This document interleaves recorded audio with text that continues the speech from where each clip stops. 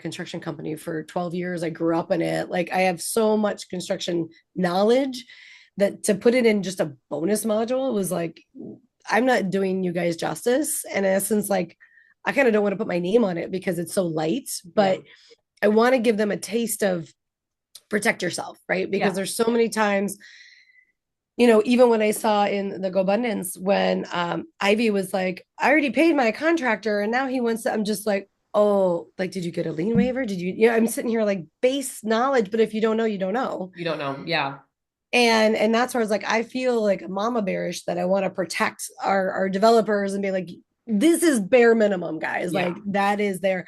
But I think eventually, especially, and I feel like God's calling me to do that in more detail by giving me the new construction opportunity. Be like, because even that pulling back of like, how do you control your contractors? How do you control change orders? How are you actually managing your budget? Like I proactively budget change orders and people are like, what? I'm like, yeah, because how many times do we get a check for Christmas or for a birthday or something like that? And it's like a $500 check, right? Or $100, take a zero, whatever you want to do, right? And then we spend that money like 5 times over, right? I'm going to Oh buy a yeah. new pair of shoes. Oh, I'm going to do this and this. So now all of a sudden you spent say that $500 5 times. So now you're Yep. $2,500, right? It happens the same with construction. And so knowing the process, knowing how to be proactive and say, okay, if I know I have this change order that's coming down that more than likely I have to say yes to because it's a mission critical change order, I may not spend a $36,000 change order to update the shower tubs from fiberglass to tile.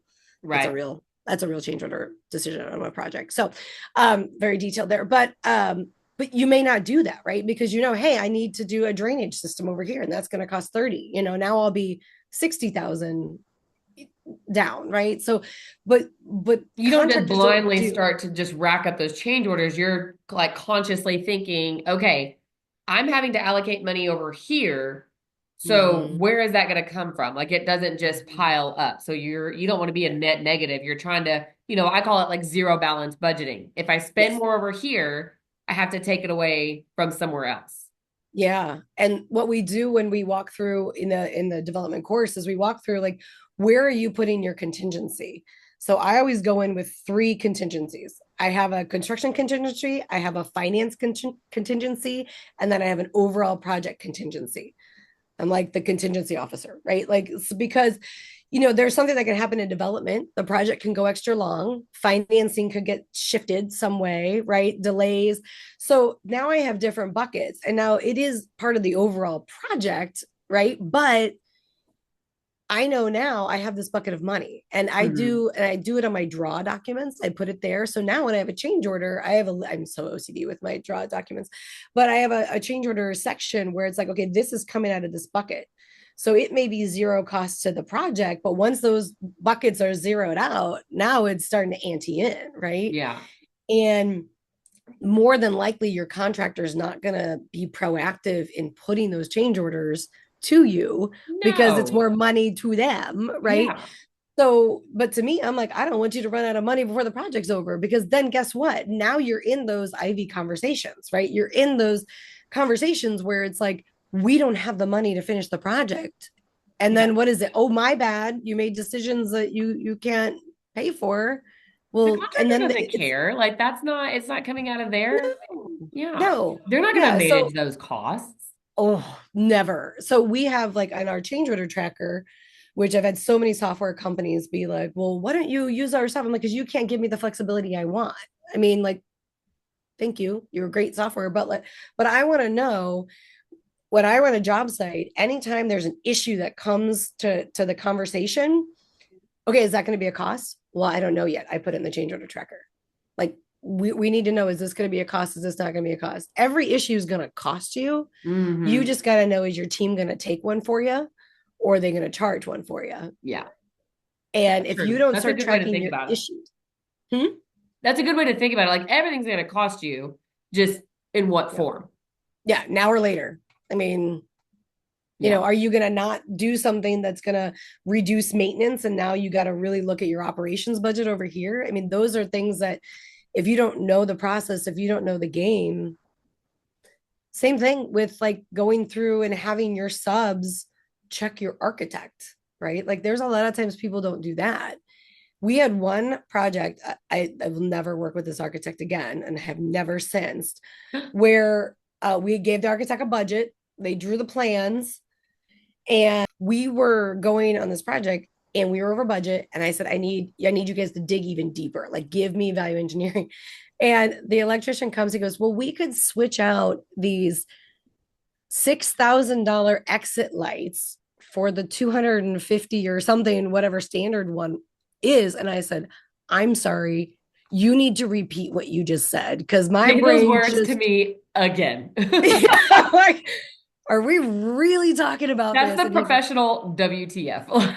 yes. I was just, you're kidding me, right? And he goes, no, Katie. He's like, I've never seen this. I thought maybe this was a client requirement because it was a higher end building.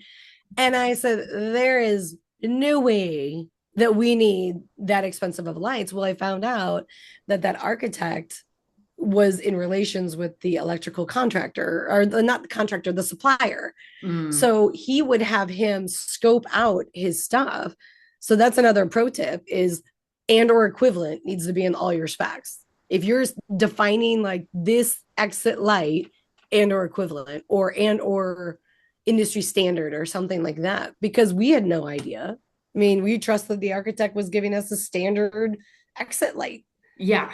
Oh my gosh. Not one 10 times the cost. God bless it. Oh, Well, and that's, yeah. So before we go in it, I'm going to back up because this okay. is really good info. No, and I love this. But that's why I always want to keep recording from day one because we Yeah. get into the good stuff. Yep. So Yep. before, just to kind of say, like, hey, this is great info. And obviously, this is where we're going. This is the conversation that we're going to be having and the information for you guys, everyone listening. Um, this is for you guys to be able to digest and figure out, right? The whole goal of this is what are the ways that you can make money? There's a wide variety, a whole world out there of different Mhm. wealth building tools, wealth building strategies, avenues. And so here we are going to talk about a new specific way to build wealth through real estate development. We have Katie Kim here, who is the absolute boss, as you can tell. Like we're going to get even deeper, but she is a seasoned real estate developer. She's an investor and she's an educator with over 30 years of experience in the real estate industry. She started at just 16 years old when she successfully completed her first real estate deal without having any personal investment in that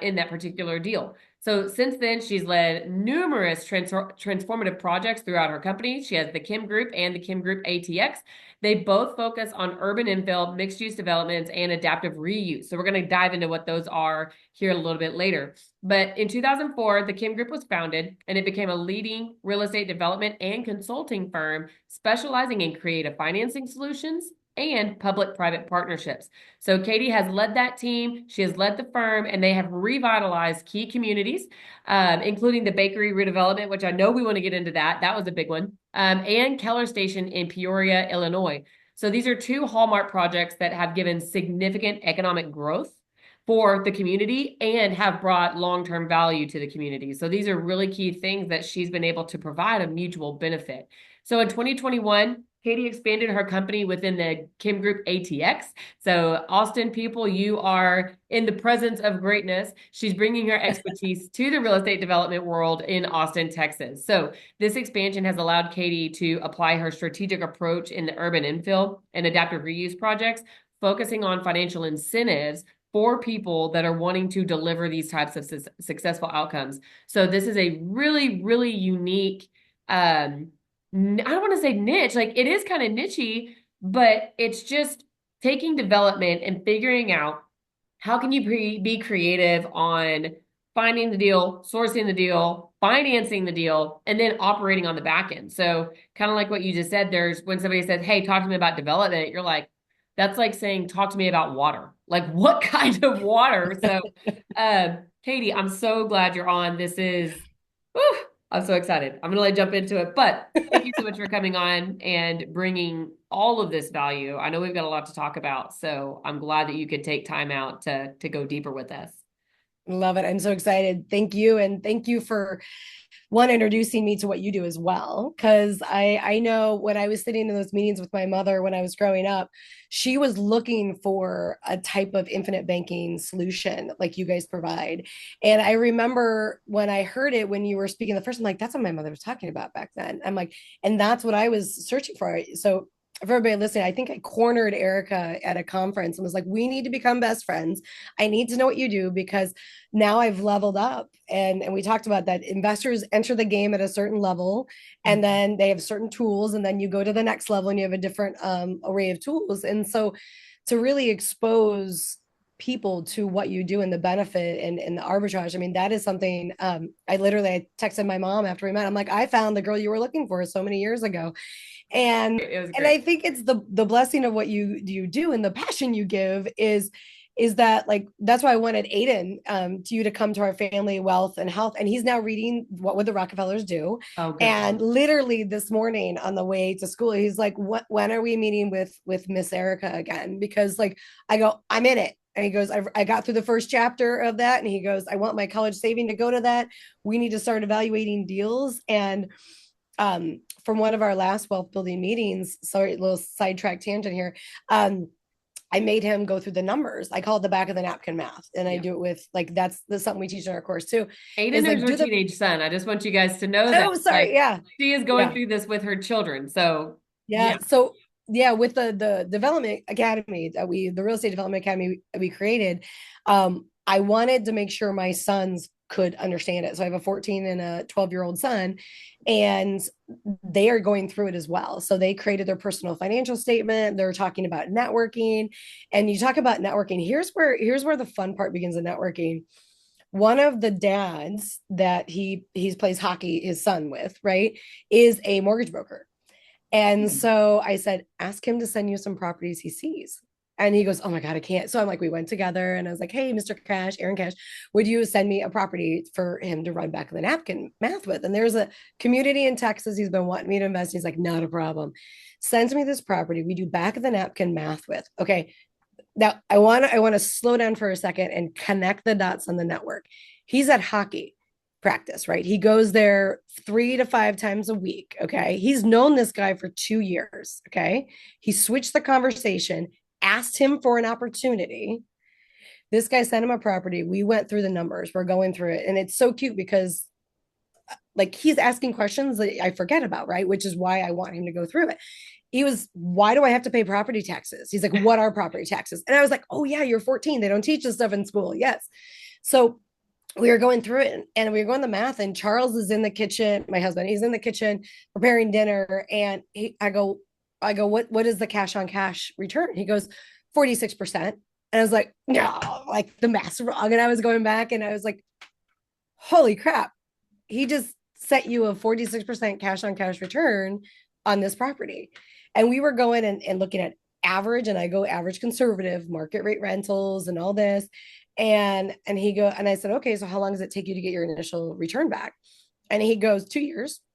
Like you're, because we did like a 20/80, 20% down, 80% loan. Okay. And you'll love this. He goes, so, and he's in eighth grade right now, but he goes, so if I do one of these a year, and he like started doing the math, he goes, and or maybe another one, like he did all this stuff. He goes, I would be making $300,000 by the time I graduated high school. And I was like, yeah, that math works. And he goes, and if I do what Miss Erica said, and I have arbitrage, and like he literally connected all the Oh my dots, right? gosh. And I said, and you know the benefit? I said, she can help you model that. And he goes, what?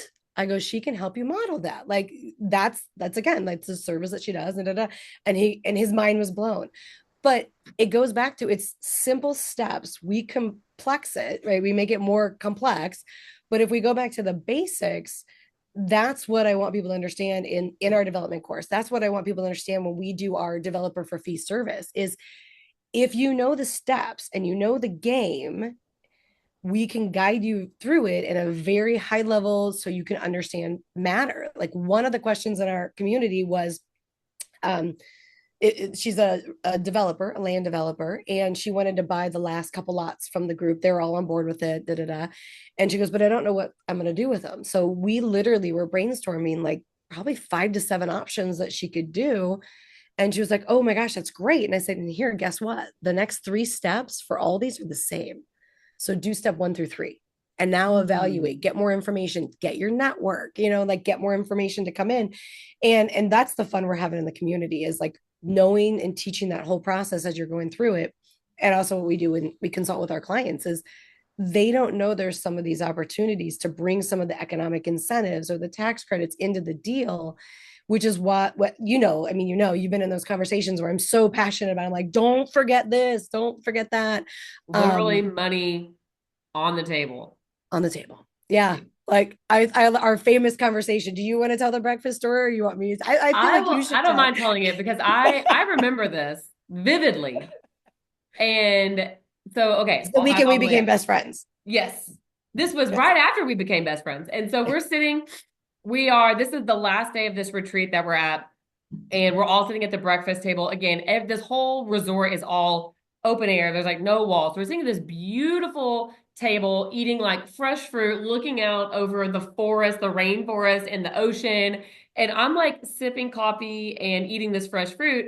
And Katie and this lady Liz are in deep conversation. And I'm like listening, but I'm also enjoying, my surroundings. Fresh So I'm fruit. not like fully embedded in the conversation, but I'm listening because I like to learn, and they're talking about things that, on the development side, I haven't done a lot of that. So I'm like, oh, that's kind of interesting. So Katie is at the end of the table and she's like, okay, hey, great conversation. I've got to go catch my flight. And she like gets up and leaves like nonchalant. Okay, bye guys. And Liz, the lady that she had been in a deep conversation with, is sitting right next to me. And I'm like, oh yeah, and I turned to talk to Liz. And I mean, she is almost pale. Like she's almost like hands on the table and she's like staring into space, white face like she's seen a ghost. And I'm like, mouth full, I'm like, are you okay? And she looks at me. She looks at me and she goes, she just made me like $300,000. And I'm like, choking on my foot. I'm like, what did you just say? She goes, so what had turned out, Liz had been working on this historic development, and I've known Liz for a while, and she and I are in our small group, our pod together. So she had been talking about this project and the hurdles, and almost done with it, and all of Oh, these yeah. things. So I was familiar with her project, and she shared the project with Katie. Katie gave a couple of those key little insights, like she said, don't forget this, don't forget that, don't forget this. Did you know that this is available? Goes through these, one, two little pieces. And in that conversation, Liz is doing the math of, if I go back and implement these 3 to 5 things that Katie brought up in this, how long is that conversation? 20 minutes? Yeah. I You mean, yeah, know, because it's yeah. 300 grand. And I'll tell you, follow up to this story. So that's at the table. I'm like, holy cow, Liz is in shock and she can like barely take her hands off the table. So that was last year, almost a year ago. And I Yeah. can tell you now I'm still in the pod with Liz, and she and I've talked, and she just went back, finished the project, everything's done. And her thoughts and her original estimates on the conversation that you guys had as far as how much money that was going to save her and actually make her put back in her pocket, I think it was low, because when she finished it, she's like, I'm getting my Katie Kim money. So to be able to take those, it came to fruition is my point. It wasn't just random crap that was like, she's like, oh yeah, just think about this. Like, you watch some, YouTube video and they talk about XYZ, but it doesn't actually apply to real life. That's not what happened. I've seen this go full circle from initial conversation, 2 or 3 tidbits, to Liz Yeah. taking that into her project, finishing it, applying the advice that you gave her, and actually getting the fruits of that labor in the form of those credits and all of that. So I'll kind of pause and go back to you. It's real. I've seen it. And multiple people have seen that, which is why we have all been screaming from the rooftops, Katie, we need information. We need a course. We need more of your brain out there to the public. And so that, I'm assuming that conversation, as well as the many others that you have had, were what led you to creating this academy. So we'll start with the academy. There's other areas of this too, but with the academy, that's where you have your community that you've been talking about, and you have your education. Um, Dive deeper into, who does that serve? What is the goal that you're wanting to accomplish with this particular program? Yeah, so really the target, and I love that conversation. I have to go back because I was wondering if she shared, because she just sent me her finances the other day of it, and I got the final numbers, and I was like, oh, that's nice. Yeah. She was But talking about it at our pod meeting. She was, yeah, real deal. oh, happy. I love that. Well, and to me, I think I get so mama bear and passionate about the small businesses in our community not having the proper education to learn and the ability to take advantage of these systems, because that's really who they were created for. So when we talk about so God's been motivating me to create this course in the community for years, and I keep fighting him like, nah, it's not needed, and he keeps like affirming me. So it was finally me giving into his plan. Let's just putting that on the table. So all glory to him. But and who I'm focusing on is really the aspiring developers, so people who want to get in the game but have no clue where to start, and also business owners. And the reason I go with those two is that's really who I've served since we launched our development for fee program, because I got so pissed, to be honest, in the construction company with people coming in and saying we need to expand our business, but we only have enough money to put it into the building or to put into our operations. We can't do both. I'm like, that shouldn't be a thing. Like, we should Hmm. figure it out. And we were great as a construction company to do design, build, lease with an option to buy, like all day long. But my thought was like, well, if I can help you do it and you can do it, then I can help more people, right? And so that's where we launched the developer for fee. And then I realized in helping the bakery that there's this whole game of economic incentives that nobody really talks about. And it's kind of like when I started doing syndication back in the day, there were no books on syndication. And I Hmm. remember my attorney and my coach, they go, why do you think that is, Katie? And I go, I have no clue. Like, who wouldn't write a book? They're like, too busy making money doing it. Like, why stop and write a book? Like, just do more of it. I'm like, oh yeah, that's a good idea, right? However, there's so many people that this has helped over the years. And so our first client is Jeff and Martha, and they're still near and dear friends. We're actually texting some memes back and forth this weekend, just on some videos we saw and different things. And they needed to grow their business to 3 times the space, but they can only afford 1.5 times the cost. Is this the bakery that you were talking about? Mm-hmm. Okay. Yeah. So going into there, and that's where I started to look at, you know, I couldn't let them not expand. Like, it was just too much on my heart. And the fact that, and we can go into that deal in a little bit, but that deal, when you want to talk about investing in communities and having an overall ripple effect, that deal in the community, since the village invested and doubled down on their investing in their community, they saw a $15 million ripple effect in 2 years after that project was delivered in other developments around the town. In 4 years, they saw over 35 million. And I'm going off building permits here. So there could be more Yeah. with change orders And and you're stuff talking like about that. like But the city's benefit that they've seen from yeah. like business inflow or value of the properties increasing or both.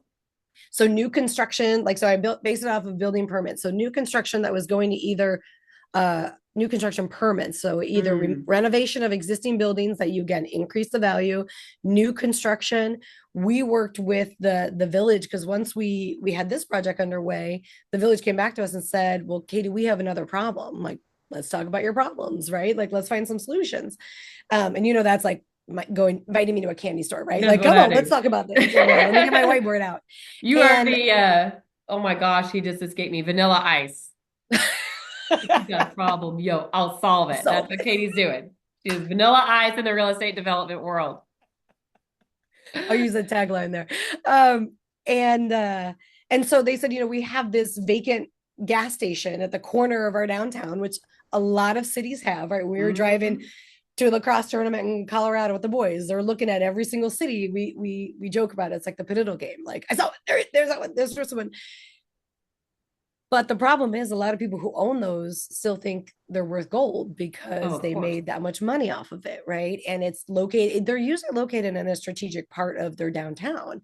And so it's, how do you give them what they want, get what you want, and then grow? And we were able to work with the village and leverage a fund that we actually created for the bakery project So it didn't come out of the village's what we call general obligation pocket. Which is that municipality that the bakery was located in.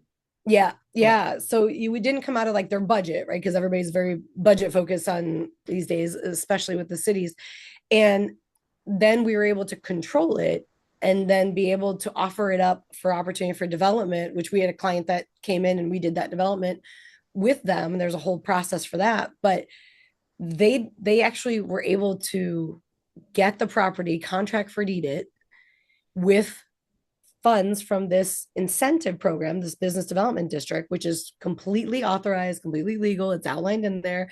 And then they're able to market it and control it and be able to get a development downtown. And now it has, taken the blighted gas station, put the brand new building up. Now you have tenants there, you have sales tax being generated, you have more people downtown, other places to eat, and then we just kept going. Like then they're like, okay, we have this problem. Okay, great. And that's what I love about the developer for fee is people come to us with an opportunity and then we can brainstorm with them opportunities to step into it that they may not think about, whether it's doing a syndication and bringing family and friends into it or doing a hard money lend. I mean, like there's so many different, like you said, if then else, there's so many Mm-hmm. options, but we are a consultant for them to really think through it before they engage in one way or another. And so whether they want us to help them all the way through the project or plug and play or be active here and then really they're as my one investor calls me, my adult super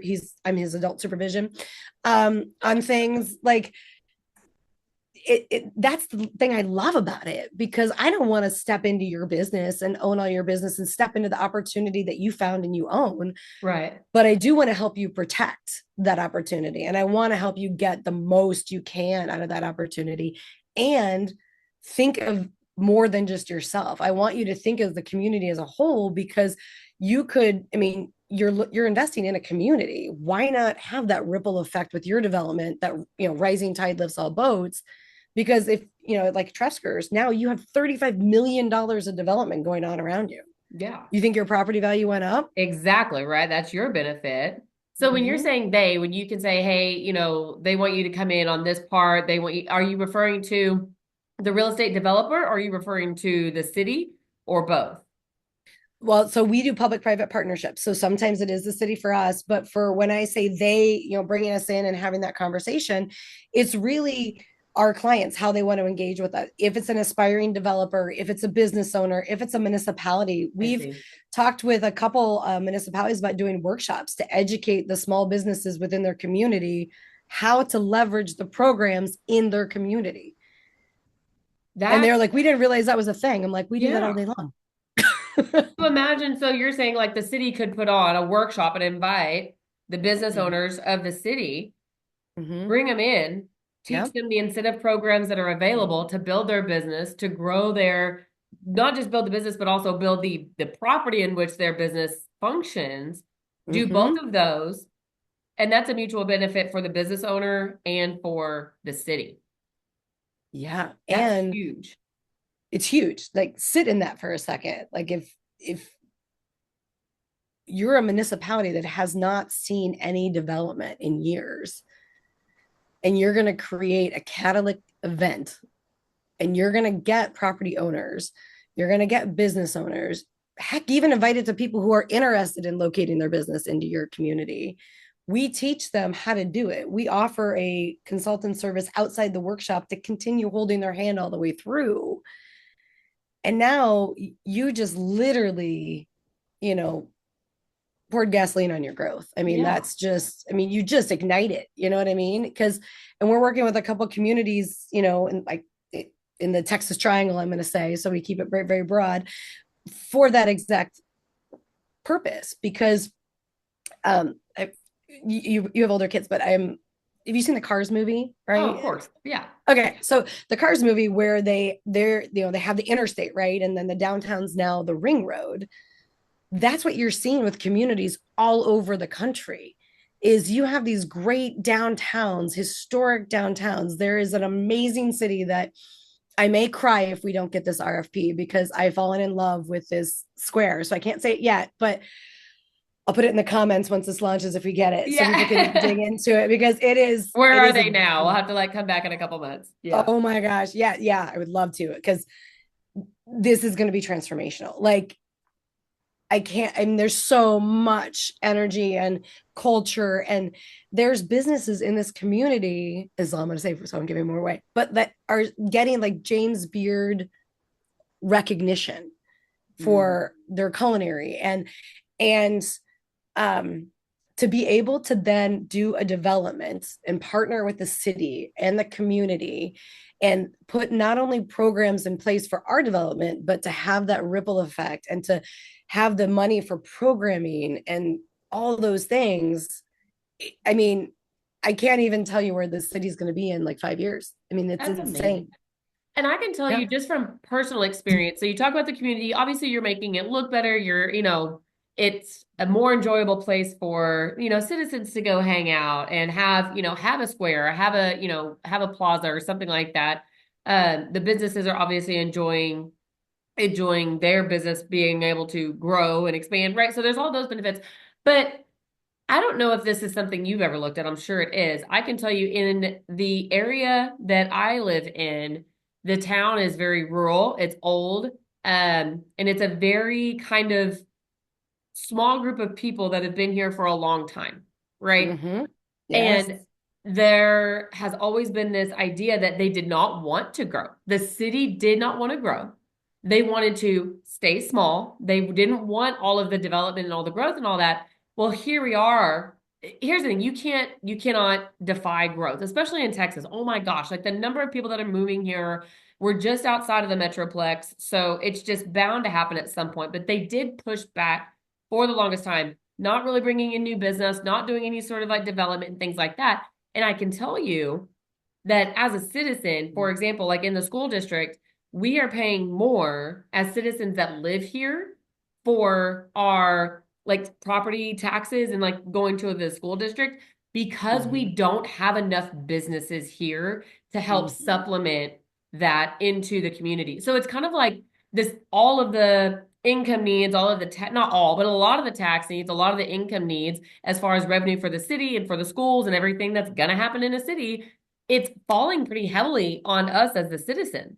And when you look at it and you really kind of do a deep dive, they have pushed back on allowing growth and all this stuff to come in. So we've rejected businesses coming in. Well, guess what? If we don't have businesses to come in and help supplement and provide income for the city, who's going to do it? It's going to fall on the citizens. So I'll tell you, like now I think they're starting to realize, and now that they're wanting to grow, now that they're like, oh, maybe we should look at expansion. They've sold off so much land around the town that we're landlocked and like we barely have anywhere to expand and grow. So it's a really like that is the other end where if we're fighting and pushing back and doing this on, a citywide scale, we're setting ourselves up for failure. You cannot fight growth that's going to come. Either you embrace it and take advantage of it. And I understand, like, I love the small town feel, I love our community and all of that, but it wasn't managed in a way that was conducive for long-term sustainable, income generation for everyone, not just falling on the citizens. So Yeah. I think those tides are starting to turn. I think they've realized that, and there is some potential for growth, and they're starting to develop some. But if they had done it sooner, there would have been a lot more opportunity. Yeah. And the where the bakery was is they were in a landlocked community, so they Mm, were surrounded by all, well, three sides. One side was a cliff and river, but they were landlocked. They could not grow, and so their downtown area was very defined. And if you go back to what we normally say, either in politics, business, or even anything, pretty much just follow the money, right? So yeah, when you look at where municipalities get their money for funding their operations, right, it's a business, yeah. whether it's run right or not, it's still a business. So some municipalities get more money from property tax, some get more from sales tax. So you look at like where they're getting more money from, and then what do you want to incentivize?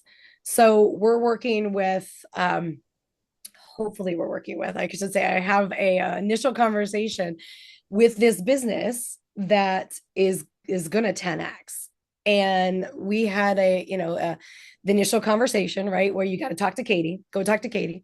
And and she was like, telling me high level, this, here's the property.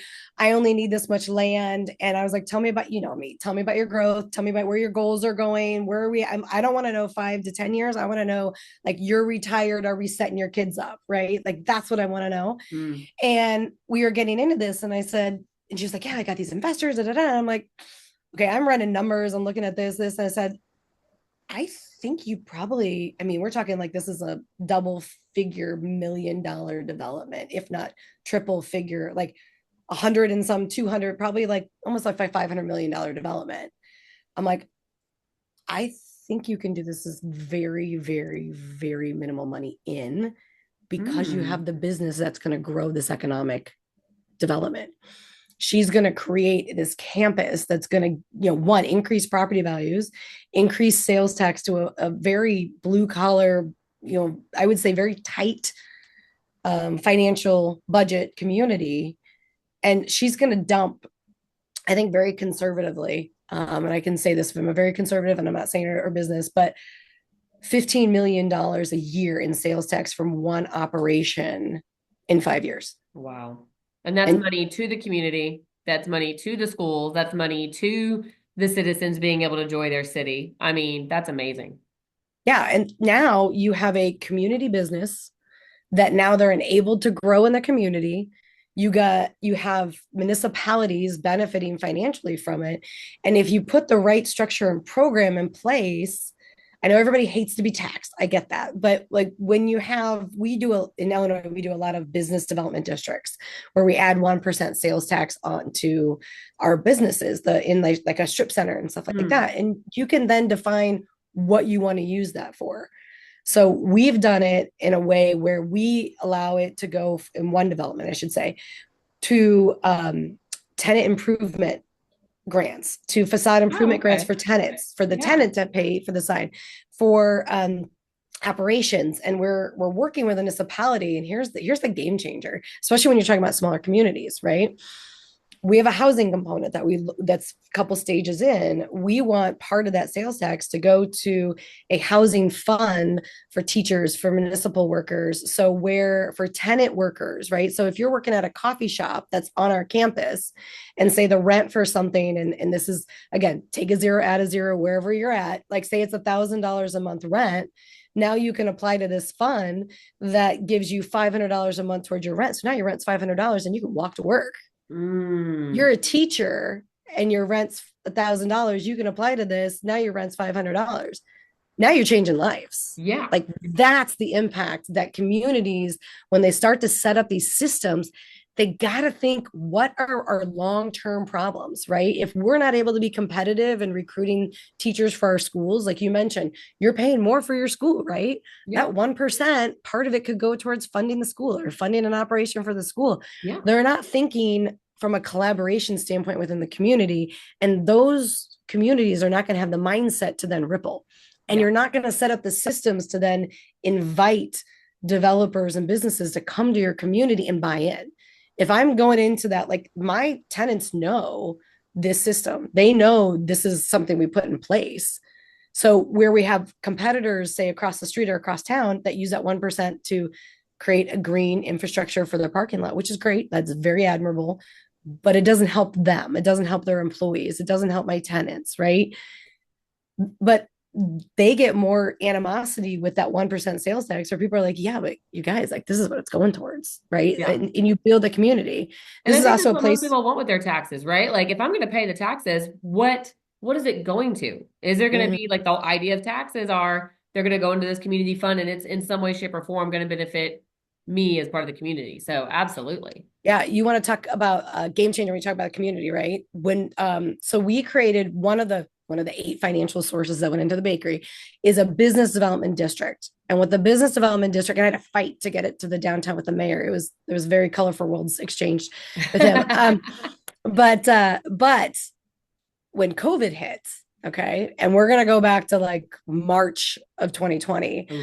I went into the mayor and I said, hey, or I think it was in February, and I said, hey, I read, because I am a nerd. I read all the bylaws and the regulations for all these groups, and I quote them a lot of times, and my attorney laughs at me. But I said, hey, according to blah blah blah blah, the business development regulation, we can provide these funds as a grant to some of these business owners and some of these building owners to help cover their rent, to help cover their mortgage. I said, because if we don't, our businesses are good. And at this time, we didn't know about the PPP and the EIDL and all those Right. Who things. knew what was coming down the pipeline? Yeah. And so the response was, Katie, this is only a 2 week shutdown. Right. And I was like, I don't think so, but okay. And, a month later, they're promoting, hey, here's a grant program. Here, come and get this. And that money went to keep businesses afloat in the community. I mean, like, and to me, that's why you do these things. That's why you set up those programs, because when those small businesses run into financial hardship,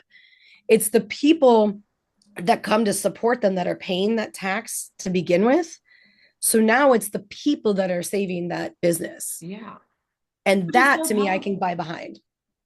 Because I mean, think about how many small businesses, and we've all seen it, we've all talked about it, how many didn't survive COVID. And it was, Yeah. I mean, you're already running on thin margins as it is as a small business owner. So Mm-hmm.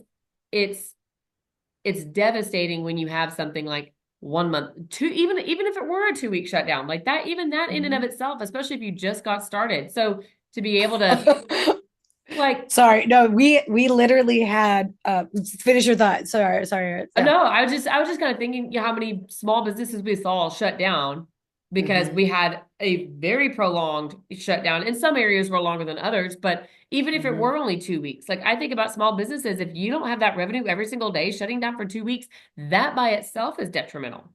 Mm-hmm. And Oh if you yeah. do, as part of the community, a lot of us care about the small business because those people live with us. They are supporting our soccer teams, they're supporting our kids, our kids go to school together, whatever it is.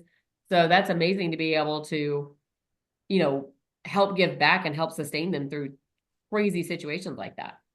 Yeah. They one of the projects we were doing, we had three businesses move in March 2020 Oh my God. to their Oh my space. God. And one was first time move out of her house into a first brick and mortar store. And she doubled down on having more of the space. One, her fiance was like, thank you for getting all this stuff out of my house. But because she was like, I'm like, yeah, I know it's a basement. He's like, basement. He's like, it's a spare bathroom in the garage. Like, typical small business, what we do. Right. And she leaned into her business. And she was, what we did for as a landlord for our tenants during the time, we created, me, I created a spreadsheet and walked our people through, like, here's how you fill out the application form, here's how you do it, and like take your ST1s and this and that, everything. And then there was a lot of them that they're like, their banks like, we can't do this. And so like, well, our bank will. And our banker for the whole project came in, like, I can't say enough about Tom. He literally came in and got PPP loans, for our tenants, like, that were, and they became new clients, some of them, for him. And Mm-hmm. um and I just, he's amazing on that side. And the best growth story of that was that one business owner. She had an online business, and she doubled during that year of COVID. Wow. She's today, Hello Headband is the softest headbands the softest fabric you'll ever find. They stay in place for over like 18 to 24-hour shifts for nurses. Oh So God. during that time, I mean, she exploded because of and she put buttons on the headbands. I mean, again, she shifted, she pivoted, she's amazing. And they've since gone on to do more, but for being able to help have those funds to pivot. Right. So if you can pivot, great. If you can't, but I thought it was really great how many businesses got creative during that time Oh, too. absolutely. I Yeah. mean, we But saw going back to auctions. that, yeah, but going back to that small community, if you don't have somebody that's educating them, and then you don't have that room to grow and have that, the ring road, because like, again, in around the Austin area, there's a lot of development going right by the exits, but the Yeah. downtowns now are blighted. Well, you talk about cost to a municipality, that's all infrastructure that they've already paid for, Mm-hmm. that you're still paying for as a citizen, right? So how do you enhance it, engage it, make it a community, and create that experience that all of us want through living in a small community, right? We want that small town feel and stuff. We So want yeah. people to enjoy the place that we live in. I mean, Mm-hmm. I do. So I that's do. coming back to the academy. That's where, so obviously people who are wanting to learn about real estate development, they don't have it, they don't have anything under their belt yet. But like you said, they want to learn about having a baby before they get pregnant. So on that academy, I love that analogy. It's so fitting.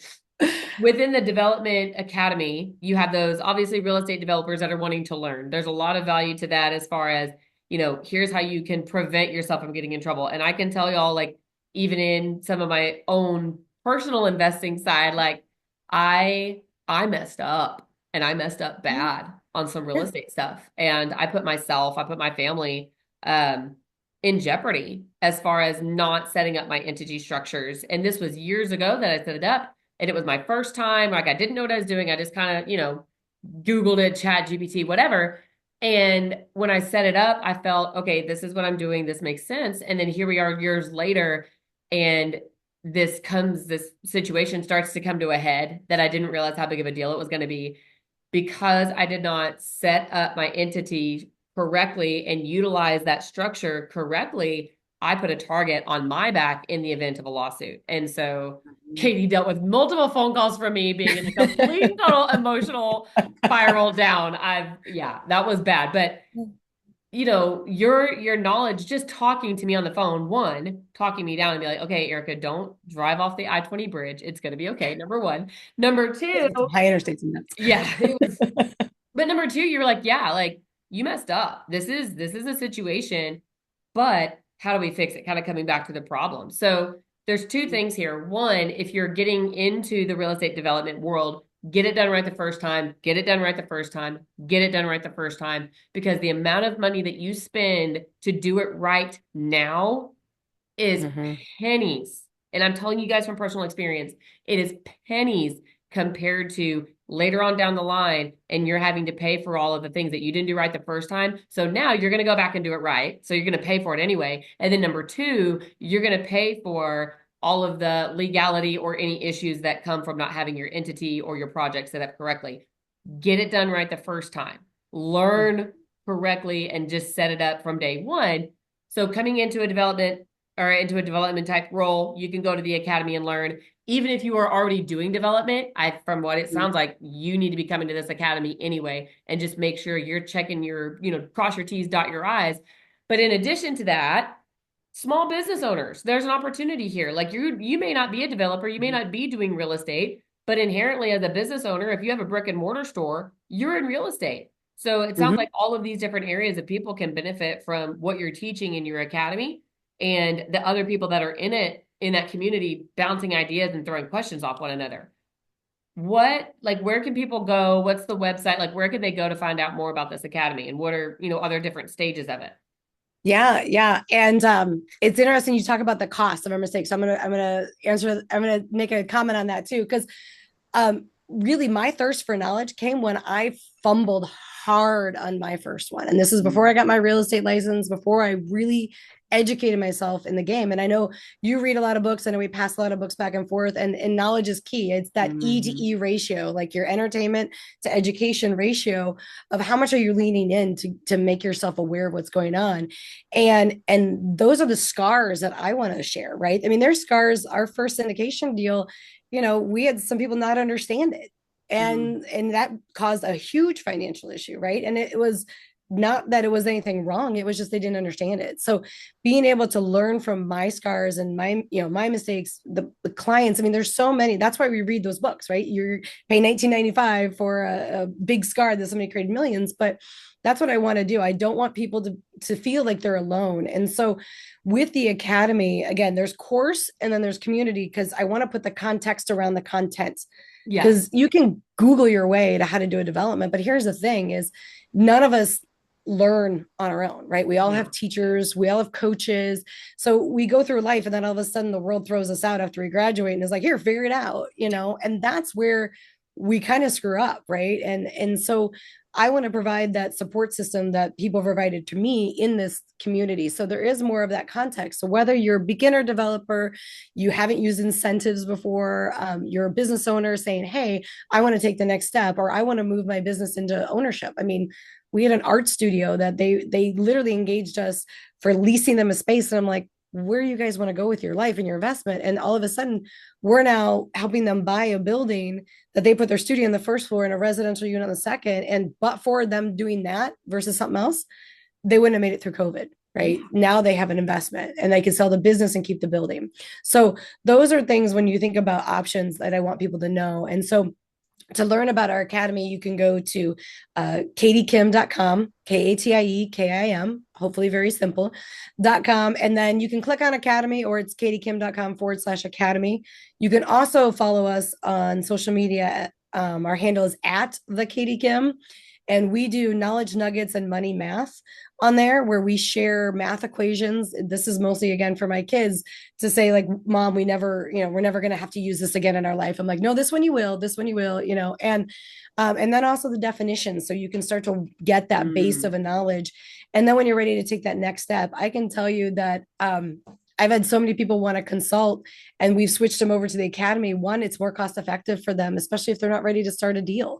Right. And why not learn so you know the questions to ask? And again, in the community, people are bringing deals and saying, am I structuring this right? Am I putting this together right? I got 5 guys and a buddies that we want to invest in land. How do we put together the deal?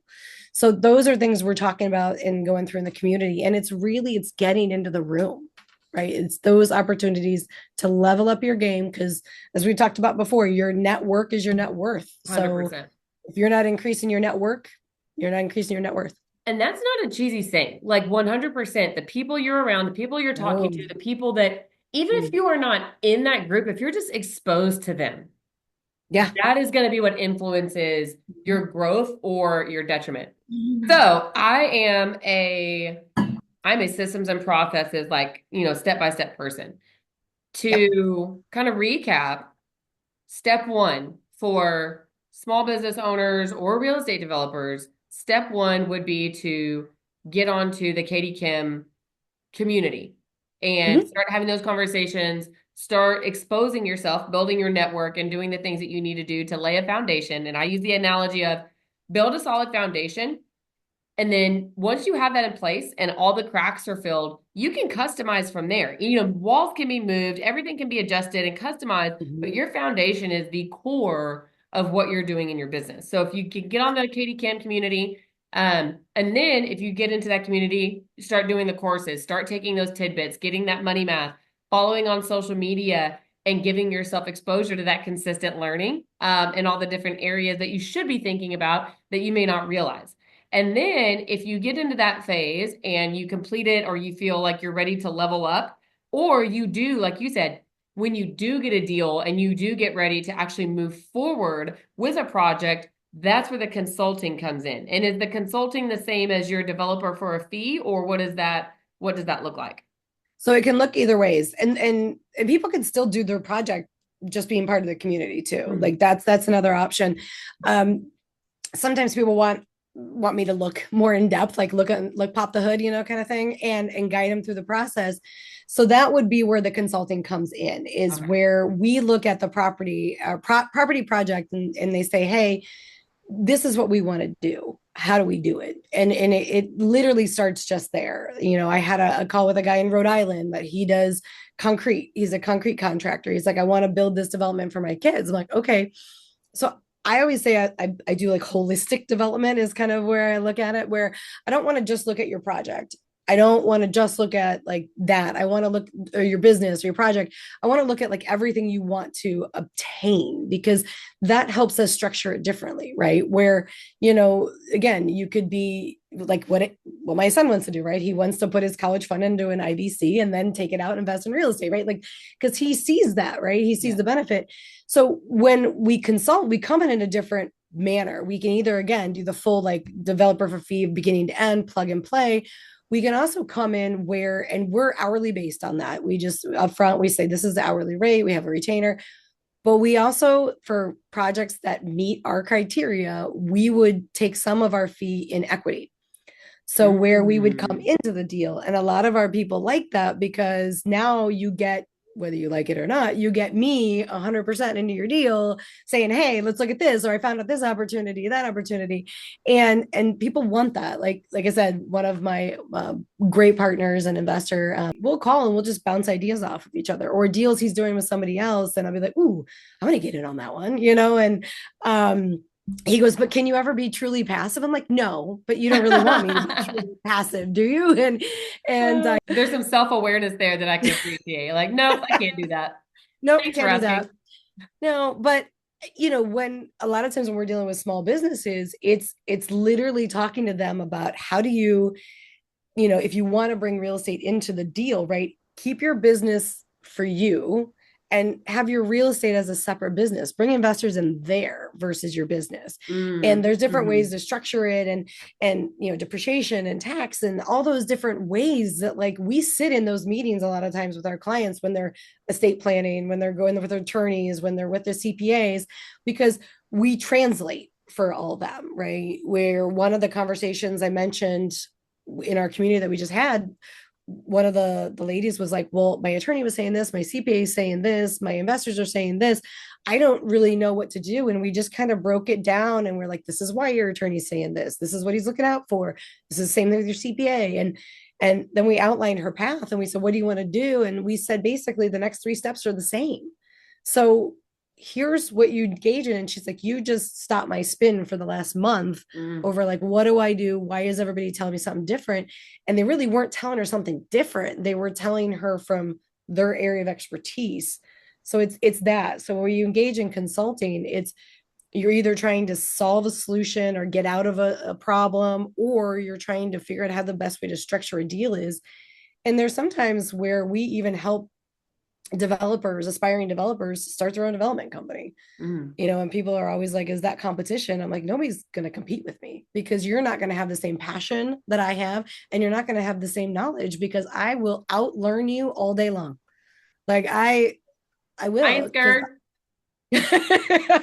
yeah, well, And you and the shouldn't thing, be. Well, one, there's an abundance no, mindset there. Like, let's be real. yeah, You know, yeah, and there's so much out there, like that, to feel like I'm going to be taken out because I train somebody to do what I do.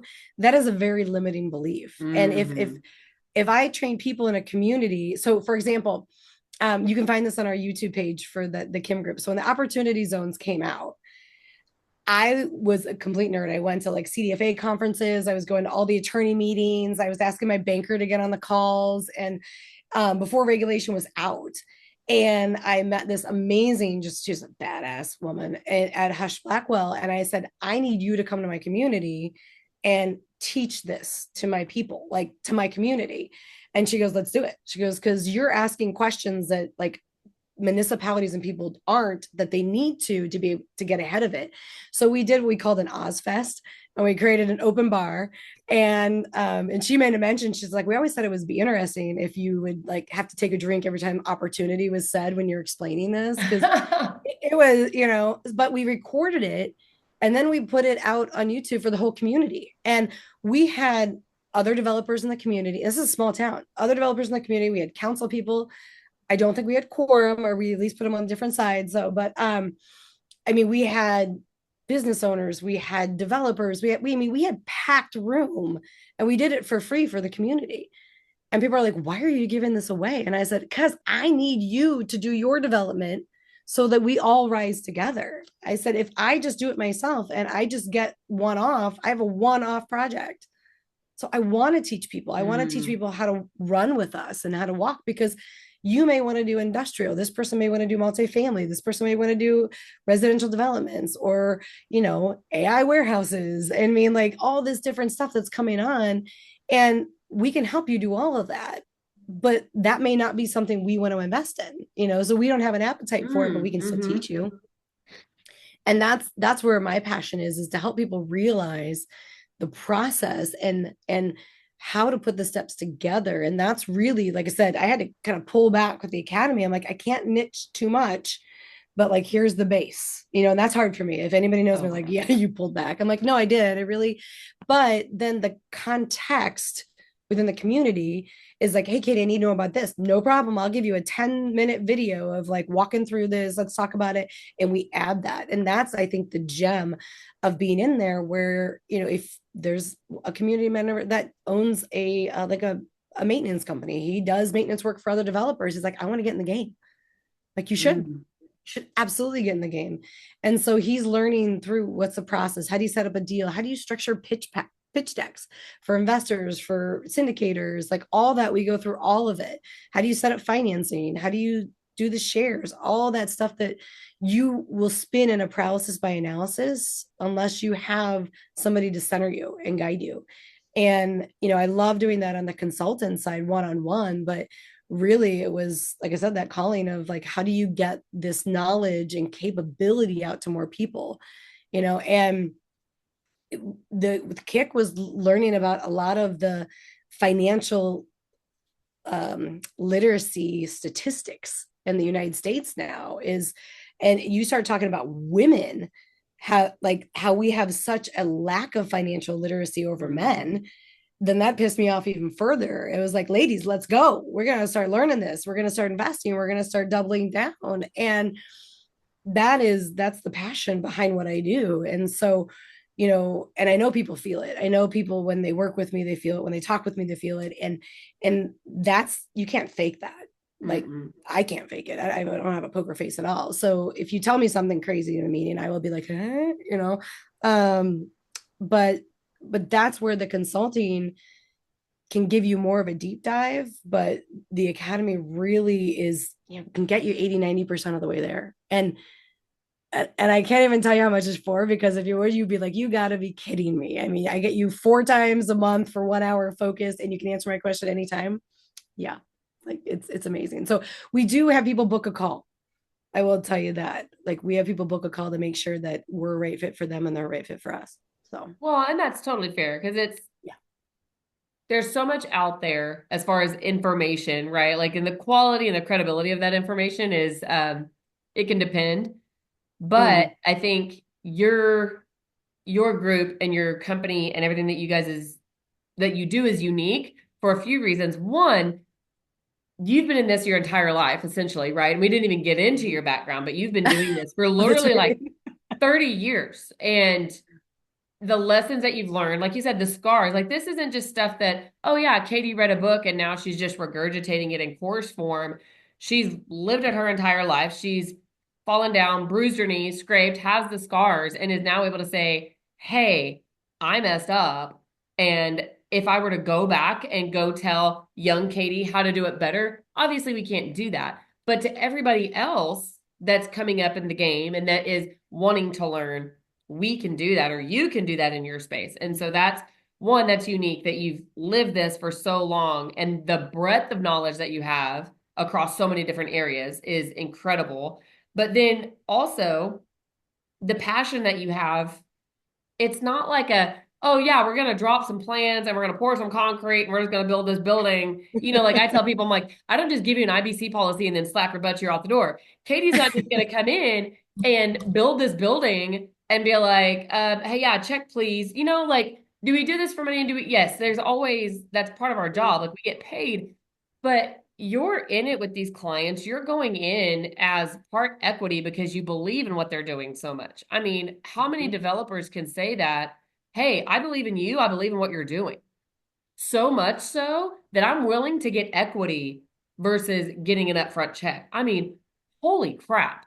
Like you believe in the people, you believe in what you're doing. There's so many forms of uniqueness there. So yes, I get it. Like, sure, go have the conversation. I 100% recommend it because I have a hard time believing anybody that's serious and that is wanting to do this, having a conversation with you and being like, meh, she can't help. There's no friggin' way.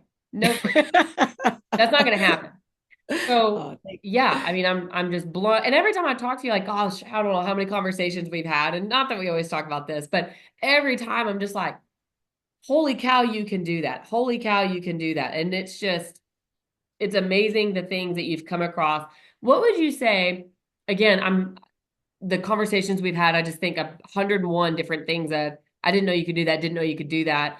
Um, what do you think if you were to look back over your 30 years, or maybe even just over the last 10, As you started to talk to people and give guidance and give insight, what do you think would be the three main things that you can look back and remember as like, oh my gosh, this was an incredible moment that I was able to feed into somebody on an Mm, incentive or something that they didn't know, and it mm. worked out tremendously. Like three amazing moments that you've poured into somebody and they didn't realize what was available or what was an opportunity, and you kind of shed some light on that, and it had a huge impact. Oh, you got me chills like hearing that question. I'm gonna try and do this without crying because my people are my people. Yeah. So Jeff and Martha with the bakery, I mean, there's so many moments in that project.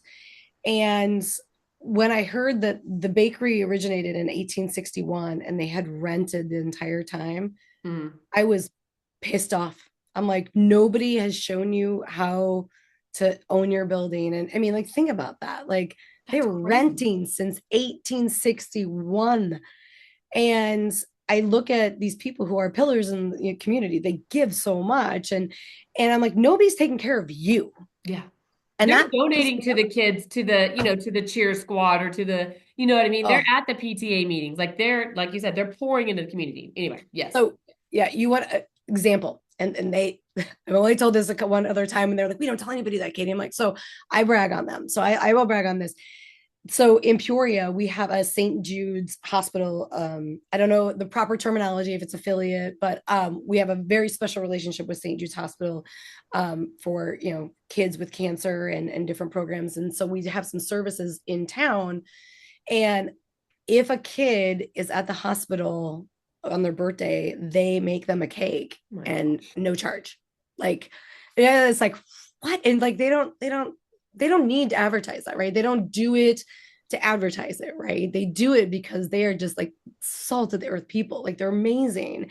And so when I'm hearing this, because again, I dig in. So when you start to work with me one on one, I call it first. I call it the bathing suit conversation, and usually women relate to that a little bit more than men. Where I'm like, I want you to bear it all. I want to know everything. Like, what do I have to work with? I'm working with a restaurant. It's have you claimed bankruptcy? And they're like, I know the spade's a spade. Like, let's put it on the table so I know Yeah. what to work with, right?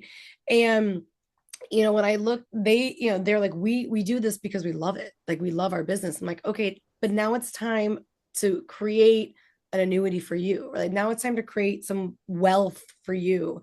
And the best part, almost one of my favorite parts with every project is either a ribbon cutting where I look at that and I'm like, oh my gosh, because in this project, again, the bakery expanded to 3.5 times for 1.5 times the cost. And here's the kicker: the building they went into was 6 times. So we actually then they created an event center, which they had run an event center in Chicago. So they knew it, but we created an event center where the only caveat is you have to use Trusker's Bakery's cakes, which, oh well. I mean, everybody's like, twist my arm, I Yeah. was going to use Hold them on. You got anyway. me. And then some other tenant space. So because they were going to potentially expand into it. So now they have other tenants paying them rent. They spun off a whole nother business, which was interesting during construction because they were walking brides through the building as we have like tarps and construction. Like you cannot, like you have to stop walking people through, and they're like, we just can't stop it. Well, they had leased up that event center space a year plus out Oh before my we gosh. finished construction. Like brides got it. They got Yeah. it. And we had to take like lead-based paint off the walls. And I mean, it's a gorgeous room. And so 6 times the space. Well, here's the thing: by using all this green infrastructure, we halved their utility cost Oh wow. for the whole building from Yeah. what they're originally paying. So we half their utility costs. We got them into 3 times the space for 1.5 times the cost. We spun off another event center. Plus, we have this building entity of investments, right? Ownership. And we train them. We train their team, their staff, how to then manage the building. So we property managed it for a while. Mm. We taught Lizzie how to property manage it for the owners and the owners. We record all the conversations so they can go back if somebody quits. We teach them how to manage. We actually had refinanced and bought the investors out. So the investors made the longest one in made 353% return in 4 years. And the owners, were able to now take over 100% ownership of it. And the cash flow they're getting from that property is life changing. And so they were able to buy their daughter a house. They were able to expand and buy two other parcels. Well, it's technically three, but like two different properties, three parcels, to expand the business and expand the bakery, all with revenue from that opportunity. And that to me, so the proudest, saddest moment I would say in that time was turning over the property management to them, Mm. because while like that was the plan all along, right? And people are like, "Oh, you're losing the business." I'm like, "That was the plan all along, guys. Like that was all along the plan." I was this proud mama, kind of Yeah. like, you guys are doing it. You're doing exactly what we said. And the fact that now they're able to provide a different level for their kids, Mm. provide a future, provide wealth. Like that's when we talk about real estate development builds wealth, where investing can build cash flow, but you got to be very strategic, like you said, with the approach. There's so many different approaches you can do. How are you building wealth into it? And I would say that would be the moment with them, big one. I mean, that got me like, oof. And then, you're kind of like, are we still gonna be friends though? And, and so, and they came actually and visit. They came down to Austin to visit us last Oh, year, so it was awesome. Yeah, and so let me go to step two on that is, they didn't have a lot of money at the beginning to invest in their own projects, so their initial input was really really small. The fact that we were able to get them so much publicity with the construction, they were able to put more into the project, mm. but they were actually able to invest in another project and help another person launch a business. Oh, wow. And she even said, Martha was like, this is amazing being able to write this check without thinking about it. Like, if we lose this money, we lose this money. But like, we're at a point where we can do that. And it's again that give back. Um, and then so that's a twofer, I have to say, on that one. Then the probably the third, it's hard because there's so many emotional moments at these points where, and a lot of times they're also with my tenants, in seeing them 3x and one of them 6x in the last 4 years. I mean, so because we not only like look at it from a development standpoint, we look at it from a business standpoint. When we did the Mm-hmm. bakery, learning that we could lay out they moved a cake, I think 11 or 13 times in their last location. So I always say, like, we Toyota weighed it. We like basically made an efficiency of assembly line and Oh, yeah. um and save that. But even knowing their business, because a lot of business owners don't have a business plan, right? That is like, They're that's good at cute. their craft, but they're not necessarily good at Yes. running a business. Yeah. Yep. We love you, Yeah. business owners, but Yes. And Jeff will say it too. He's like, it's up here. Like, I know in this, and he is, I mean, right? Because he's done it for so many years.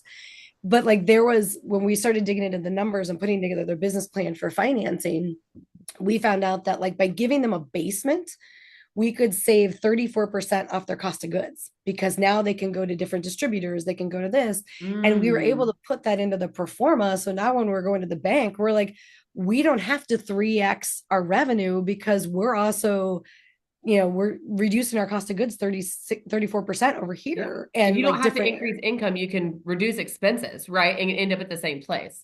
Yeah. And so it gave everybody a little bit more comfort, um, and in the deal, because they were expanding and going that way. And so, that was knowing, again, the bathing suit conversation. You got to bear it all. We got to know, how do we campaign and how do we cheerlead for you best and put together the best project. And, in along those lines, probably my third moment is, um, well, this gonna be hard because there's so many.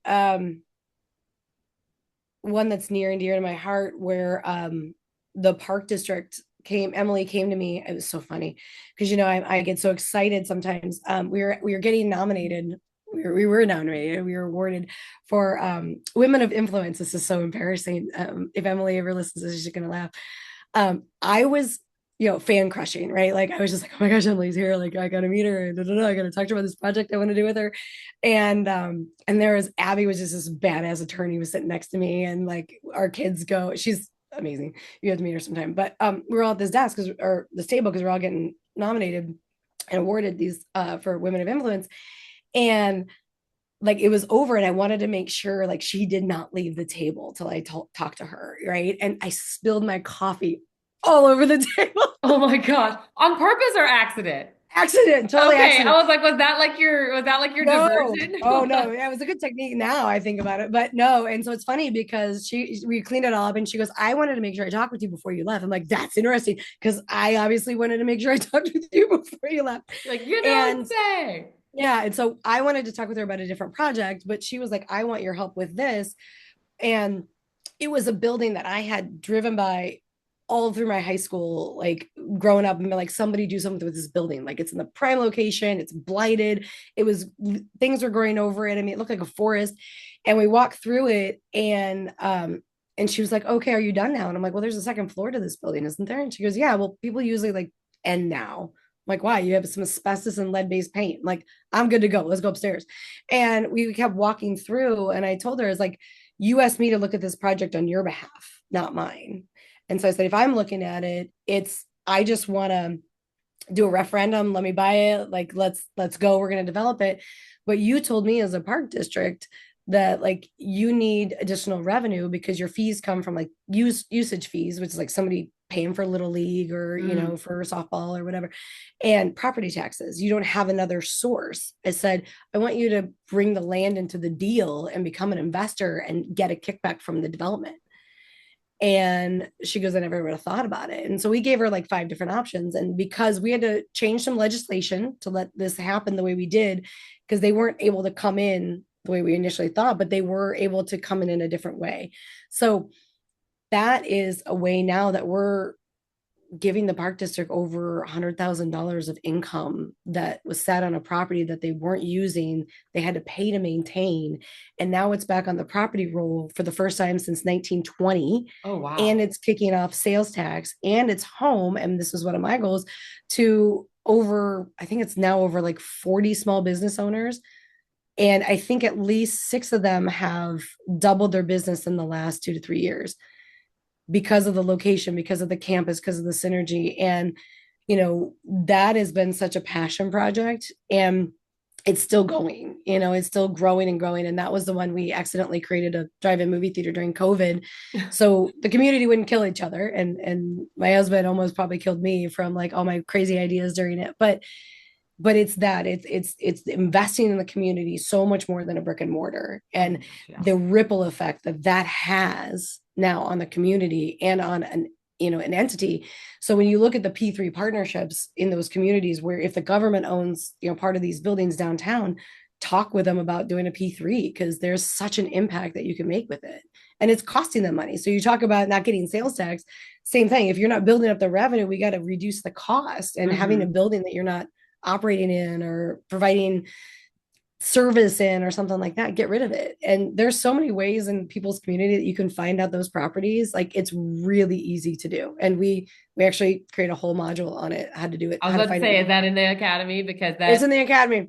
And it is like and it's funny at the end of it is like, this is going to blow your mind. Take a second, put your questions in, because it's that like there's so many ways that we were looking for a hydroponic farm in the warehouse district because they were going into blighted areas. And I said, how much land do you have? And he's like, well, what do you want? You want like now land that we have or land that we can get for you in 30 days? I'm like, well, I want to know all of it. yeah. And they were like, okay, we'll go onto GIS and put in this name. And I go, excuse me? He goes, okay. And we did it right there and then. And I literally can see all the pieces of property that your city owns that you could probably get Mm. for $1 or negotiate to get it for free with the commitment of a development. And you want to talk about when people say like, there's no way you can get into real estate with no money in. There's absolutely, like, we do it all the time.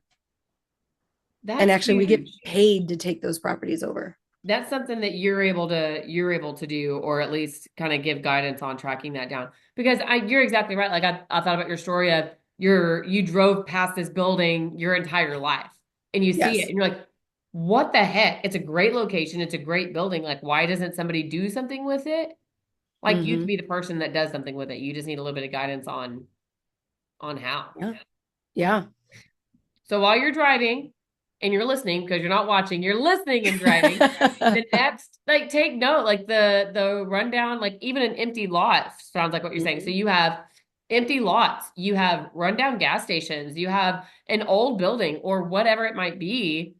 you can either do development from the ground up or you can do development from like a rehab standpoint, like, hey, let's fix this baby up, which I Hmm. know that's where you and Liz had the conversation on the historical Hmm. tax credits.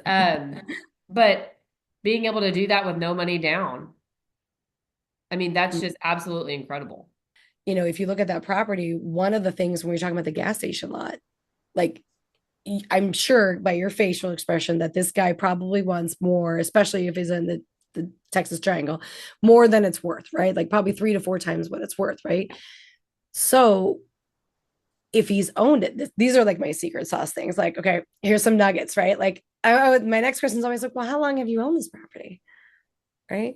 Because I'm going straight to capital gains tax. Like, let's just hit it to the point. Like, Yeah, are let's you be gonna get real. killed on capital gains tax, right? And then, like, what are you going to do if you sell this property? What do you do now? How do you, like, what's your retirement plan? Right. So now I can know, like, do you have an annuity? Do you have, a plan to give you a check in retirement? Or is this your money cash cow? I got to squeeze everything out of it because once it's sold, I'm out of the deal. Yeah. I And can structure that's a that. fear for a lot of I can people that have structure these that buildings. 20 different ways and not avoid, we don't avoid, we strategize on your capital gains tax. So it Mm. happened even with my family where they're like, we need to sell it for this amount because we're going to get killed with capital gains tax. Like, well, what if we could structure it in a way where you net what you want to net and you get an $8,000 check for the next 10 months and you don't have to, you get a reduced capital gains tax. Are you interested? They're like all day long. You Mm. can structure those deals all day long. Keep them in the game in a controlled way where one, it reduces your money out of pocket to buy the land, but then two, you're bringing them in the deal and probably getting them for a better deal in the long run on both sides. And then they're engaged. They're going to tell you everything about the property. They're going to tell you everybody who's Yeah. ever been interested in it. I mean, you're going to have your lead gen for your tenants and people right then and there, Yep. and you'll be able to control it without buying it so you can do your due diligence in that time frame without having the cost of holding the property. Yeah. Oh my gosh. And like you said, that's the point in which the conversation starts to shift because at first people kind of have their guard up and they're like, I don't know, I don't know. But when they start to see the value that they can get out of it, then they're like, okay, let me tell you more, let me tell you more. And like that's where the bathing suit conversation comes in. Yeah. And if you talk about communities, right? Like circling back to communities, we created the business development district. And it was at the time, it was probably bringing in about $180,000 from that 1% sales tax, right? Which is not big money for some communities and is for others. Again, add a zero, take a zero away. And this guy wanted, I mean, it's all public record. So it's like, I think it was like $330,000 or something. And um, we had made a deal at a certain price where we paid him chunks over like 5 years with a balloon payment at the end. All that money came out of a portion of that 180,000. And that's what I was saying. Mm. It didn't come out of their budget. So now they controlled the property. They already had an income stream to pay for it if it got to that point where they had to then do it. And now they could control the opportunity to market it and get somebody in there to develop it to increase their property taxes, pay off the loan that they took out of their coffers of the business development district, and then generate sales tax. I mean, that's the strategy that people don't want to slow down enough to speed up, but that's where you're going to start to build those real wealth because Mm. yes, you can go buy a house and make it 10% cash on cash, maybe 20 or 46% if you go in this district, but building the wealth is a different conversation. Yeah. Kind of I like like what that you again. pinpointed the difference. Like there is a difference between passive cash flow and building wealth. Mm-hmm. Yeah. And that's where, that's why I love again the IBC concept is because the infinite banking concept, because it's like you do that in a different way and you put like the cherry on top of the game, right? Where it's like, Yeah. yep, and guess what, guys? There you go. Like we're gonna do it this way and we're gonna add this much more benefit to it. It's more, more, more. And Yeah. that's, and again, it's being in the room. Yeah. I think the biggest thing, one of my biggest takeaways from this, I've got like a whole page of notes over here, is in the academy, in those communications, just being able to have those conversations and see what other people are talking about. Sometimes that can motivate your thinking. Like you're so overwhelmed. You're drinking from a fire hydrant. Like I want to do this, but I don't know where to start. I don't know who to talk to. I don't know what to look for. You're all these ideas running around in your head. But when you start to see, okay, this person's doing this. This is what they said. Oh, you know what I mean? Like you start to have an idea of, okay, this is what I need to be looking for. These are the questions I need to be asking. And sometimes people's questions are going to stir new questions in your mind. So you have things to talk about. So the number one thing 100% is get in the community, get in the network, get around other people that are doing what you want to do, and you're going to Hmm. excel so much faster. So much. Yeah, and what you said, it, I could term it the new car syndrome, right? Where you go buy a new car and now you see the new car everywhere. Well, nobody, not the whole community went out and bought your car last night because you did, right? You're just aware of it now. So I Exactly. can tell you, you're gonna notice vacant gas station lots now when you drive Oh, through community, absolutely. Yeah. right? Like there's one, right? And so are your listeners, so are your members. And so then you look at again, think about what could I do? What could I do? Right. And like we do tapestry reports and we see where the leaks are in communities and stuff like that. So you base it off data then, but it's the new car syndrome. And if you're not in the room, you're not having the conversations, your radar is not open. That's right. And as soon as you start to have the bigger conversations and open that radar, then like I was on a podcast the other week and the guy was like, so wait, are we leaving money on the table? I'm like, it depends. But I'm like fighting. I'm like, yeah, kind of, Yeah. maybe. But you don't know. And so now you take a good process, a great process for that, them, and you can make it even better. And that's what I want people to know is these incentives are in place to grow our businesses, to grow our communities. And why aren't we taking advantage of them? Like there's one deal I learned that if the account empties, it was like an grant loan program where it was based off full-time employees. Like if you generated more full-time employees in our community, you qualified for every full-time employee like 15 or $25,000. There's two different programs up to a certain amount. Well, and I said, okay, what happens if we have too many applicants? And they go, well, we can just go apply for more. I go, I'm sorry, what? Like, and she goes, yeah, it's a program. It's to encourage workforce and encourage people to go to work. And I said, so like there's got to be an end sometime, right? I mean, there always is, but like you can just go replenish this fund. And she goes, yeah. I go, well, how many people apply each year? She goes, you're the only ones that's ever applied. What? And I'm like, and I'm the only one that's ever gonna apply. So we're gonna take all this to our And people and but you get a job, and you get a job. Like the Oprah Winfrey of employment over here.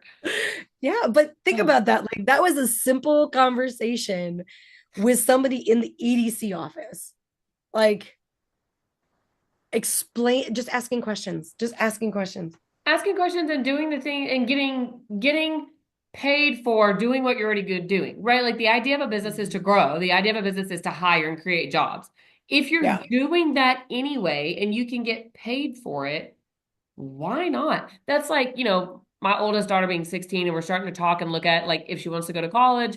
If so, like what scholarships are out there. And I mean, there's so many scholarships out there that people don't even apply for. Oh, you're a left-handed kid? Cool. Here you go. Here's a scholarship. You drive a yellow car? Here you go. Here's a yellow car. Just the dumbest, like silly I little mean thing. the left-handed kid one. Yeah. And I'm like, same thing, but that's the same thing in the business world. Like there's so many grants and opportunities out there that if we're not aware of them, we don't ask questions, then Mm, just leaving money on the table. So, oh my gosh, this is incredibly helpful. And I love that you can help and address people on all ends of the development, either the people who are doing the development or the business owners that could benefit from it and they can do it themselves. So there's not an either or, it's a mhm. yes and. So it's not, and obviously the community benefits as well. So just full circle, win, win, win, win, win, win, win, win, win. I love it. Thank Yes. you so much. I love it. Any like, hey, make sure you do this, or this, any particular podcast, any particular books, any particular best business practices that you would leave people with. If you don't get anything out of this conversation, like Katie, here's her top two or three, key takeaways. um good question. So I always have tons of books and podcasts for depending where people are at, but the kind of a general key takeaway is really look at your E to E ratio. Look at your education to entertainment ratio. I was actually just talking Mm, with my kids about this in the car about how people scroll through Instagram and YouTube and all those things. I said, think about if they were listening to a podcast during that time or an audiobook that was educating them. And they were like, we would have a totally different community. I'm like, we would. And that's the difference, right? That's the real deal. So look at your E to E ratio and figure out where you can time block that true growth and development for you. And start to then build your network around that. Like I have a who do I want to meet this year? What do I want to learn this year? And how do I want to grow this year? Mm. And then I center my word for the year around all of that. And so there's sometimes where I think this is a pie in the sky person, but I'll tell you, I've met them. Like there are three people on my list for this year. I've met them, and sometimes some of them I've met like three times, and That's now crazy. we're in the room together, right? And so people call it manifesting, or putting out in the universe or whatever you want to call it. But if you don't set that goal, you can't track to it to make it. So Mm-hmm. what you focus on expands, right? So time block for that EDE time is the biggest thing I can say. And then start to build your network, whatever you want to do, however you want to do it. One of the things my coach said to me when I was first starting out, and I wasn't, me, I want answers, I want direct, I want details, and I wasn't getting fed. And that's like my biggest, like, ugh. And so he literally goes, and we've been coaching together, I think probably for 13 years now. He goes, so what are you going to do if like this person doesn't give you this knowledge? You're going to hold up in a corner and cry? And I was like, oh, that's harsh. He goes, okay, let's play this out. He goes, what if this person dies what are you gonna do? I said, well, I'll probably cry for a little bit, yes. And he goes, okay, then what are you gonna do? He's like, you're gonna put your big girl panties on and I was like, well, and I'm gonna ask everybody who does what I do, what they do and how they do it. He goes, go. And he goes, I want to know 10 people that you talked with next time we talk. Mm. And I literally interviewed and I walked around development deals with people. Like I bought like an hour of my attorney's time. And I said, I want to pick your brain on like how you do developments, how you put it together. I mean, like tell me all of it. And here's the best part of it is all of them were able willing to share. Oh Like yeah. nobody said, no, Katie, I'm not going to tell you what I do. Like, no, no, no, no. No, they want to brag about it. They want to tell you how amazing they are, how great it is. And I will listen and absorb all of it. Yep. Right. Like, Get people talking about and themselves and they'll go on and on and on. yes. And they then become your advocate. Mm-hmm. And then I would have people call me a couple like weeks later and be like, hey, Katie, there's this deal that's going on. Da, da, da, da. You were front of my mind awareness, right? New car awareness. I'm telling you now, this is what I want to do. Now we've just reversed deal flow. Now Yep. you're going to bring me opportunities, right? You're driving into that community and you're thinking, okay, Katie and I just talked about this property. Like, damn it, I'm going to get off. I'm going to call her. I'm going to put her this pin, and that's it, right? It's that network because now, even though we've talked and I know you can come to me for anything, right? It's a different level of engagement. And that's what I think the community offers is where there's people in that community that have not taken the commitment to the next step, but they're hearing all of it. Yeah. And the more you hear it becomes old hat, right? It's like, oh well, yeah, I can do that. I can do that. Or I know Bob, he can set that up. And this again, the dad at the hockey team, right? Like I can ask him for an opportunity, right? And my dad would tell me all the time, he did so many deals at my soccer games, like talking to the other parents. There's like I think two developments I can literally say credited to me playing soccer that Oh my my parents gosh. did. That they're like, yeah, that deal happened on the sideline at Detweiler Park. But it is, and it's letting people know what you do. And so it's not always just like who knows you, it's who knows you and what you do Yes. that they can also connect because I call this pollinated collisions. I don't know if I've Mm. shared this before. Yeah. Well, you've mentioned that word. I think we marcoed about that. I think it was in your Oh, last yeah. one. Where you meet somebody and they exchange information. So, right. So, this is a pollinated collision. So, somebody's going to hear this and they're going to say, oh, I know somebody I know a Liz, right? I know a Liz that's on a project. I know somebody's doing this. They need to know Katie. They may share it. So, they may not gain immediate knowledge from what we do and engage with us, but they may pass it along and that person may. So, Yeah. it's like a bee where they pick up a little pollen, leave a little pollen.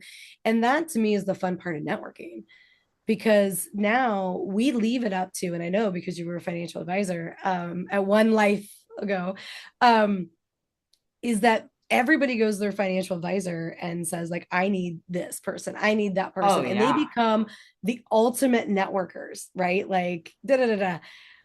well, like that's where we are with people as well, Yeah. is people are like, Katie, I just need this person. Like I've had people call me, but like nothing that is ever to do with development. Maybe it's a construction or a contractor or this or that. Like, hey, do you know somebody who? And I'm like, yep, here you go. Go talk to Yep. him. Go talk to him. Tell him I sent you, you know?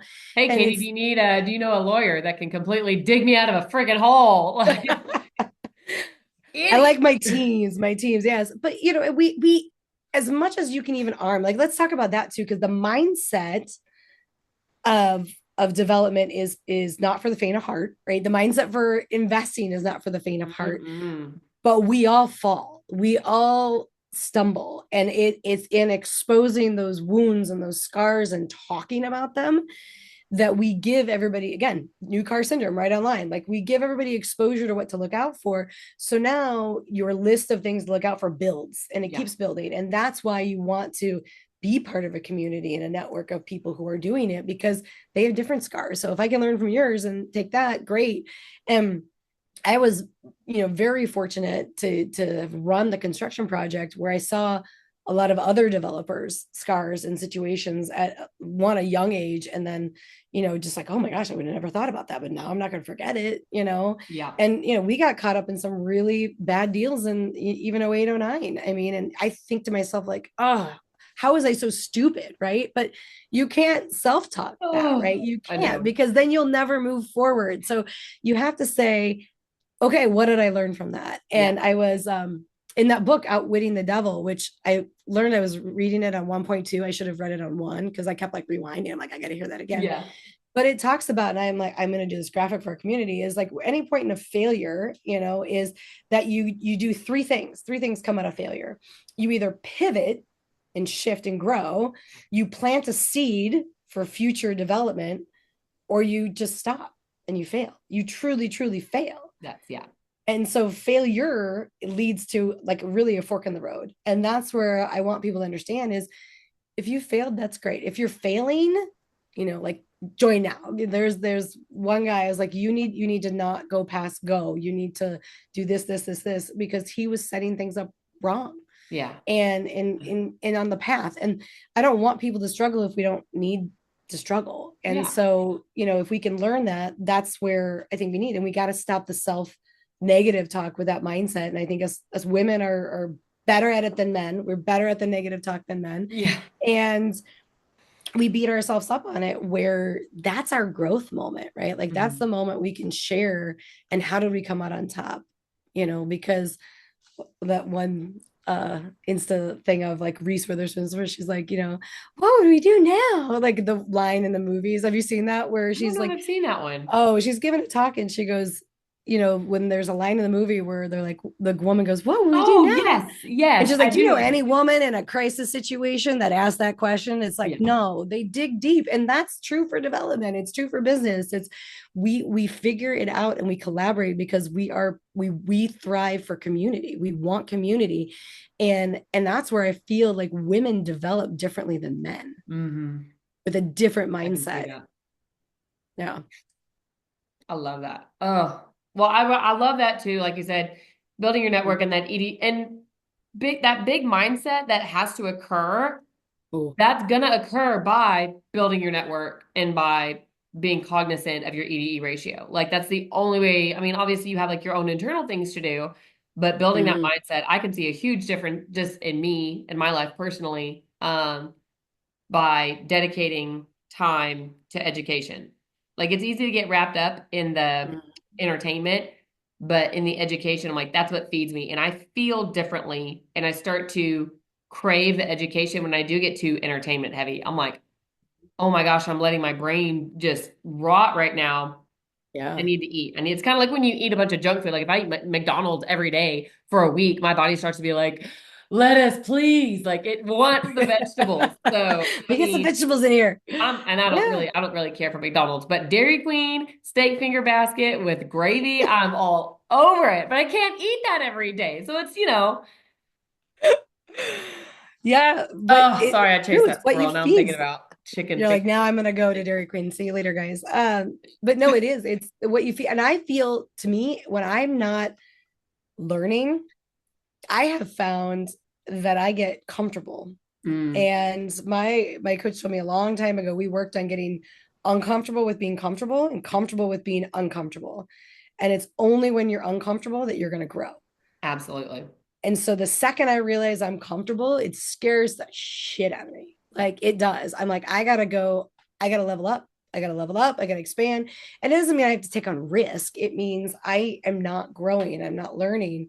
And it does, it gets scary, you know? Yeah. When you're not pushing yourself to your full potential, you can feel it. Yeah. And Yeah. you can, And I think that there's a difference when you talk about like pushing yourself to the point of burnout, mm, because mm, that is an unhealthy push. But if you're properly balancing your diet, your mental diet, with some growth and building your network, the thing you realize is the more you build your network and your knowledge, then you're like, hey, it's like, hey, I got a guy for you, I got a girl for you, right? Like when you come in, it's like, hey, call Kathleen, she's the girl, like nobody else, call her now, like, text me when you get done, kind of thing. Or whoever it is, right? It Mark, Tom, they're all gonna be like, you didn't say my name, okay. but um mm. but you have more resources, you take on less stress, and you add your network to Yeah. make it healthy. And that's part of, I think, growing the network that we don't talk about enough, Yeah. is they can help Well, you think through things. in building your network, you're developing relationships with these people. A lot of it's on a Mhm. professional level, but there's some personal levels to that too. Like there's people like to work with people they know, like, and trust. So there is a relationship that forms there. Yeah. It's not always like, hey, let's sit around and talk about our kids. But my point is, in the network that I've been able to build over the last couple of years within like the Go Abundance group and a couple of other places, what I've realized is that it's not it's not always like entertainment or education. I'm starting to realize that they come together, that I can have Mhm. fun while I'm growing, while I'm learning. Even when I'm uncomfortable, I'm still having a good time because I'm surrounded by a network of people that I've developed a relationship with. So as Yeah. you get more and more into it, I'm like, that's something that I've gotten the most value out of. Why not do both? So Yeah. I absolutely love it.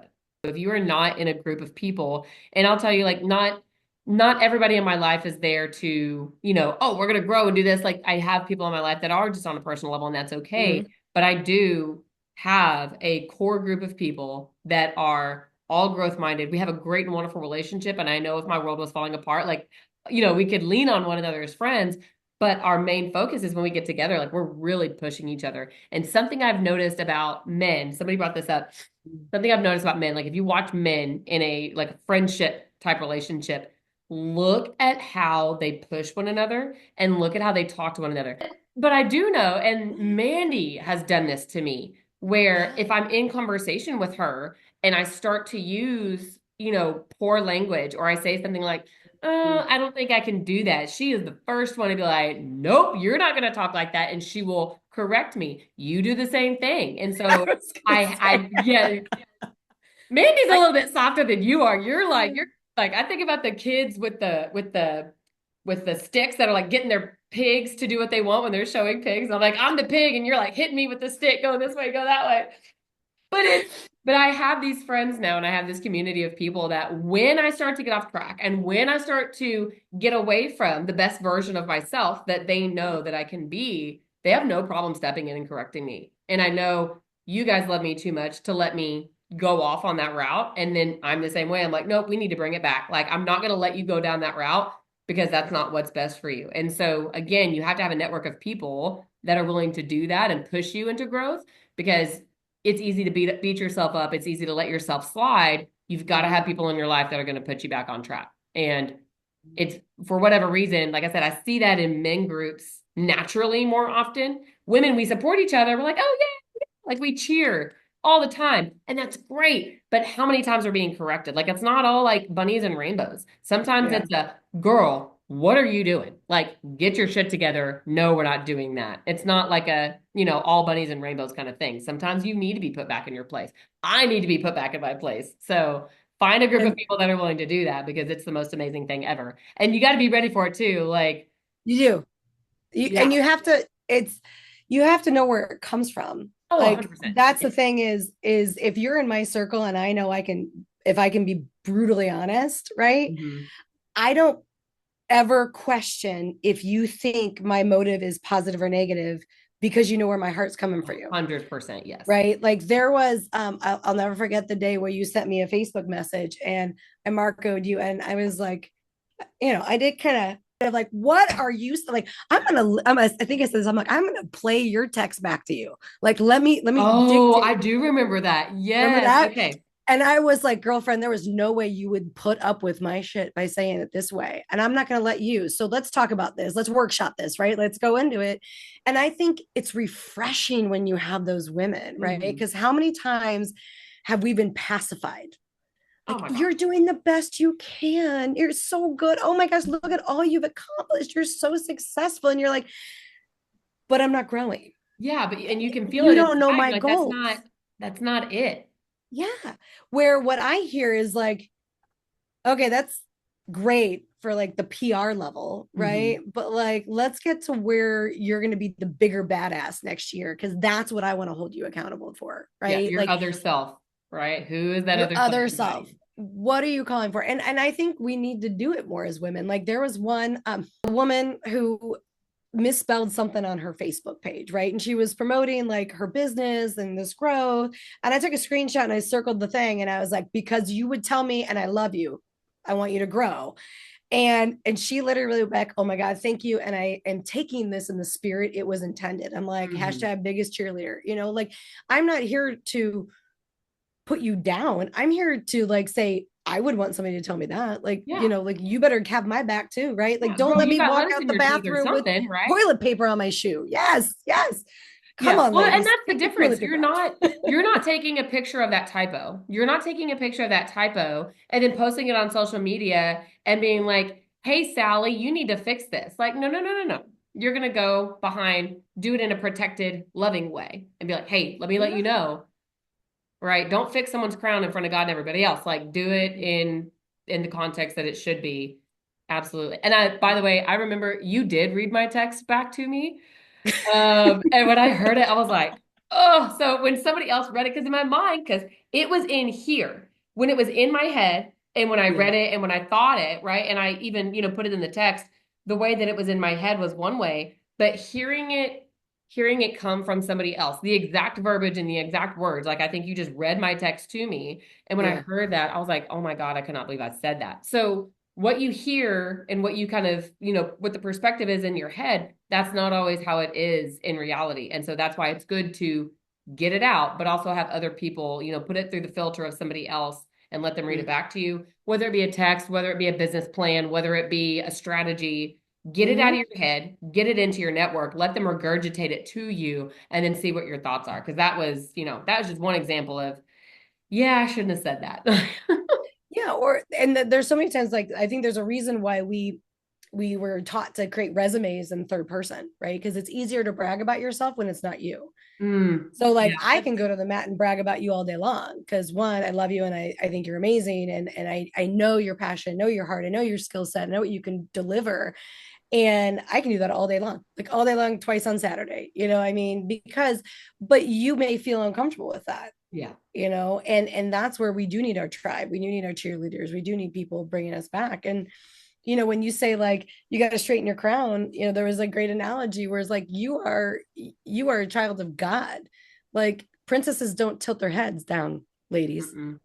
We keep our heads up, we straighten our crown, and you push on. And there are times when you want to, right? And you got to have that group, men too. But again, like you said, men are a little bit better at that than us, ladies. But those are times when we just gotta hold each other accountable. Yeah. Oh, but this was so good. Thank you so much. So y'all, again, Oh, I know this was a long one, but there was just so much to get through from, a product and service and the course and all of that. I'm going to put all of this in the video, in the videos and YouTube, all of the links in the body so that you guys can please get a hold of Katie. At the least, follow her on social media and get into the Academy community just so you can start to build your network and see what your next steps need to be. But Katie, thank you so much for coming on. This was just oh, invaluable.